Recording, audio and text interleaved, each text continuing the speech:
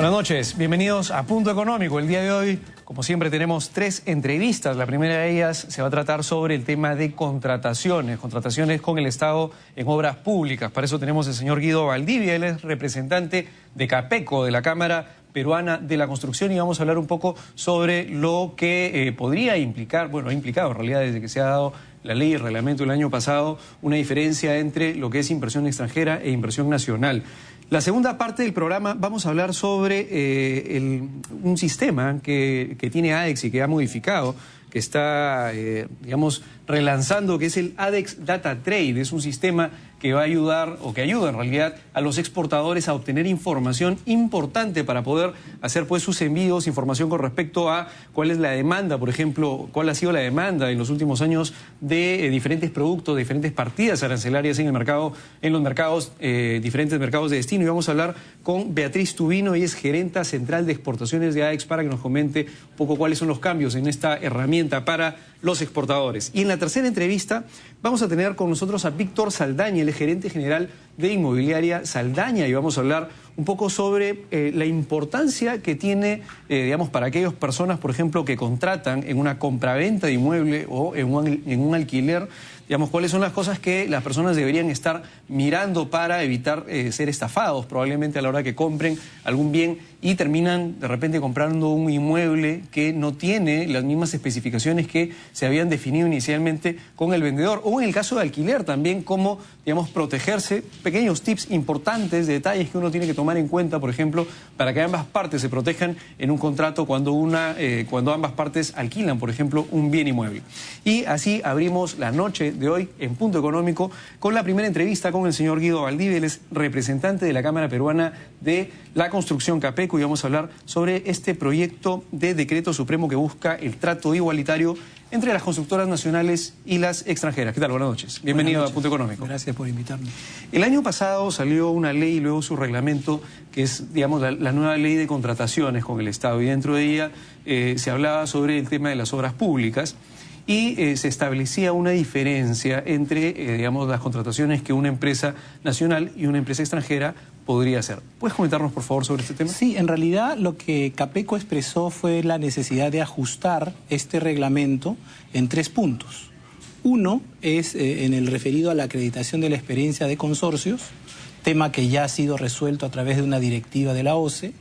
Otro, para restituir la exigencia de la acreditación de la experiencia de los planteles técnicos al momento de inscribirse un consultor o un constructor, que está pendiente de atención. Y un tercer tema, que es el de esta diferencia al momento de establecer la capacidad máxima de contratación entre empresas nacionales, empresas extranjeras domiciliadas en el país y aquellas empresas que pertenecen a países con los que el Perú ha suscrito tratados de libre comercio. Entendemos que este tercer tema va a ser corregido con un decreto supremo que ha anunciado la presidenta de la OCE, que está en vías de ser aprobado. A ver, para ponernos un poco en contexto, la ley y luego el reglamento, básicamente lo que trataban de, digamos, o lo que explicaban finalmente es que si alguien quiere entrar, si algún inversionista quiere entrar en una obra pública y, digamos, adjudicarse esa obra pública, tenía como, digamos, un tope máximo, un tope máximo. La capacidad máxima de contratación. Exactamente, podía contratar. ¿Cuál era inicialmente la diferencia que hasta ahora entiendo existe, digamos, en la práctica? ¿Cuál es la diferencia entre, por ejemplo, una empresa extranjera, digamos, que viene de un país con el cual el Perú tiene un convenio, un TLC, y una empresa que no lo tiene? Correcto. Lo que ocurre es que antes a las empresas extranjeras, antes de esta ley que se dio en junio, a las empresas extranjeras que no estaban domiciliadas en el país no se les pedía acreditar un capital en el país. Entonces, la ley introdujo una condición especial, que es que estas empresas que no estaban domiciliadas en el país tuvieran, para inscribirse en el Registro Nacional de Proveedores y asignársele una capacidad máxima de contratación, hacer un depósito a nombre de su representante legal equivalente al 5% de la capacidad máxima de contratación a la que aspiraban. Sin embargo, en la propia ley se estableció una condición que decía que en aquellos casos de empresas provenientes de países con los que el Perú tenía tratados de libre comercio, se regirían por las propias disposiciones de estos tratados de libre comercio. Lo que pasa es que ningún tratado de libre comercio establece ninguna consideración respecto a la capacidad máxima de contratación, en cuyo caso, de acuerdo a lo que nosotros entendemos, se tendría que aplicar la norma general, ¿no? Y es ahí donde ha habido trabajo que se hizo inicialmente con la OCE de hacerle este planteamiento que entendemos por las declaraciones que ha hecho públicamente la presidenta de la OCE han sido recogidas. Claro, pero también veo las declaraciones de la presidenta de la OCE del año pasado y ella entendía, digamos, un espíritu de la ley diferente al que al parecer ahora se pretende, digamos, modificar. El espíritu de la ley que ella entendía inicialmente, y esto lo vimos en una declaración del año pasado de ella, es que ella no podía modificar en el reglamento algo que ya el espíritu justamente de la ley definía, que era que las empresas extranjeras que vengan y que pertenezcan a un país simplemente donde haya un tratado de libre comercio con el país, con el Perú, tenían este beneficio, ¿no? Digamos, en la práctica, desde el año pasado, desde que se ha dado la ley y el reglamento hasta el día de hoy, porque se piensa modificar esto, ¿qué es lo que ha sucedido? Efectivamente, las empresas extranjeras han gozado, claro, que han tenido este beneficio, ¿han gozado este beneficio? No tienen que acreditar esta condición, no tienen que hacer un depósito.